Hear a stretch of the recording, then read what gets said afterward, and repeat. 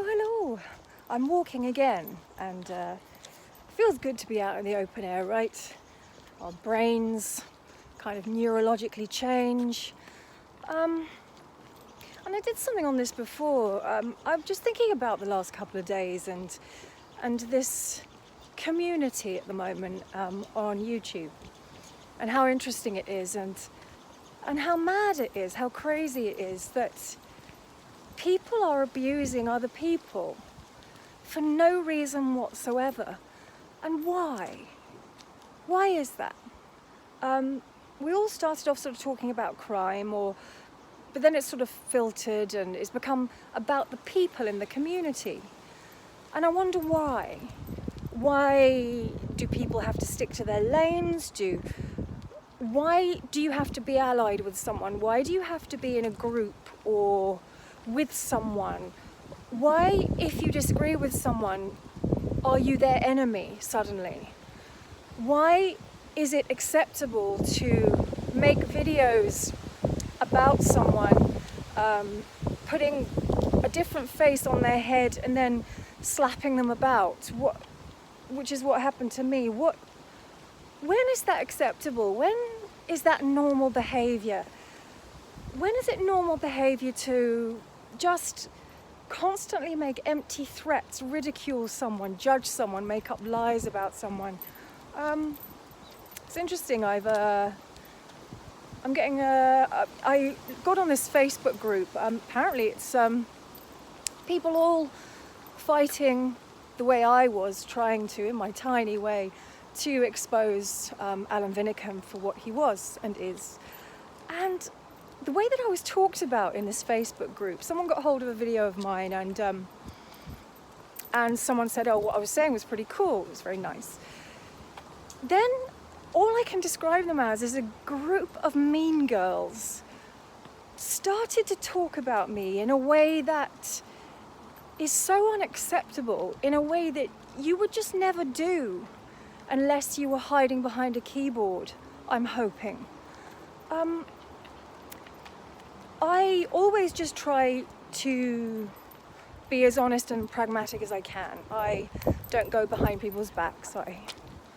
I don't bitch about other people as far as I know. What's the point? I don't pick wars with anyone. I don't go on sides with anyone. But yet the way that these women talked about me, and it's very insidious in our culture, the way we talk about women.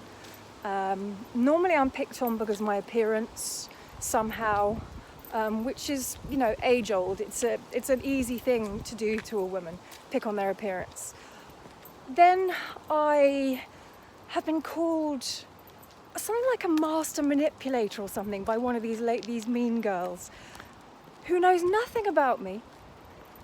Said, oh, I don't watch her videos anymore, everything she says is crap, and she's such a master manipulator, a nasty piece of work, blah, blah, blah, blah, blah.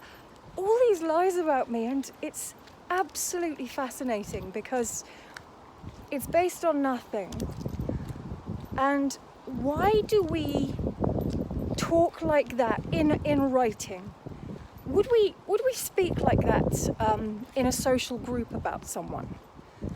In the same way, do we use a different kind of language, a different way of expressing ourselves when we write things online, on Facebook, comments, snippets?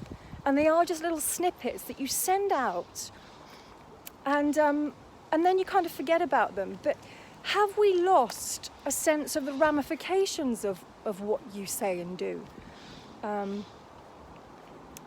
Because even though you've deleted something or you've forgotten about it, the effect on what you've said still continues on that person, especially if you're bullying or insulting or abusing.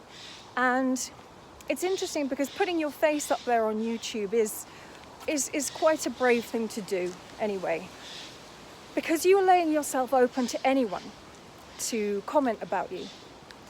And I'm very lucky in that I have great support. And of course I get trolled. I get trolled massively, and I get trolled upon trolled upon trolled. get ridiculed, I get insulted beyond belief. Things that you would just never say to another person. And why does this happen? Why is it happening when we, I think, originally are interested in true crime and the justice system perhaps, and reasoning, logic, thinking things through, using our mind to figure things out. But why has this community become a melting pot for people like Alan Vinnicum? For people who make other videos abusing people, and that's sport to them, a game, and it is literally sport that they thrive off. How did the community become this? And what if it wasn't? What if you just stop abusing people and just focus on something else? You know, why is this community, and it's getting very, very bad, what I hear people doing and saying, and it's sort of bled over into people's personal lives.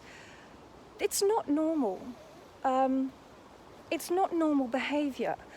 For someone I don't know at all and who doesn't know me, to talk about me in a way that's so personal and insulting, it goes beyond the surface into something different, because then whoever is saying these things, it's personal. It goes into the personal when actually it doesn't have to, because it's all fictitious, because nobody knows these people. People don't know each other. You know, you don't know a creator. You just know what you think you know. What your brain has put together. Receiving the information they're giving. And so instead of everyone being cruel or nasty and going out there to do harm and damage, why are we sort of opening that neurological pathway in our brain? And it's like exercise, your brain. The more you do that, the more that pathway develops and opens and becomes your default setting. So you really must be careful about what you practice, because practice sometimes does make perfect. And the more that you practice that way of being sociologically, the more it will develop, and the less positive social skills or positivity comes into one's life and into one's mind. And this is what I said before about that things aren't sort of real. And I think I was a bit misunderstood. Of course it's real, relationships on YouTube are real, and it is part of real life. But what I meant is, in a way though, the brain goes off on one and it starts to write the book itself. It has to fill in the blanks, right? It's like watching a play. You have to fill in the blanks from what you're getting. And the brain does this, it's just what it does, right? And often it's not based on fact, and it's not right, and it's got a skewed judgment. But yet YouTube and social media allow us to just react.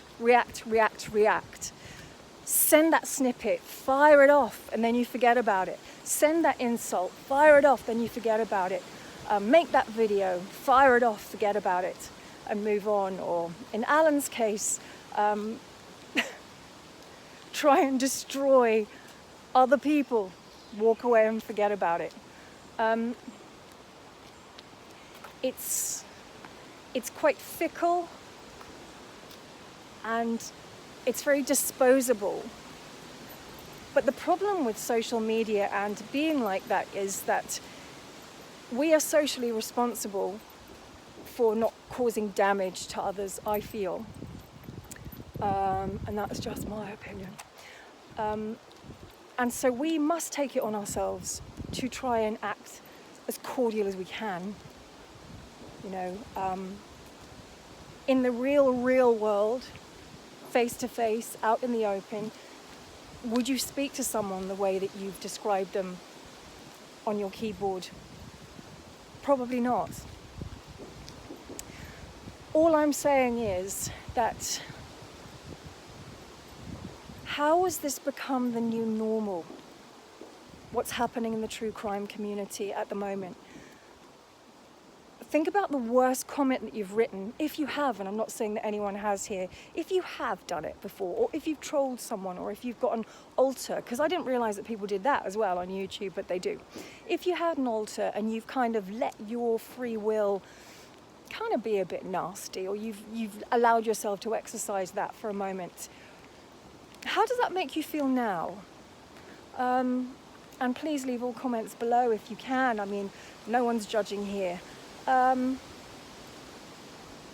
that's kind of just what I wanted to say, that it's fascinating what's happening in the true crime community at the moment within itself.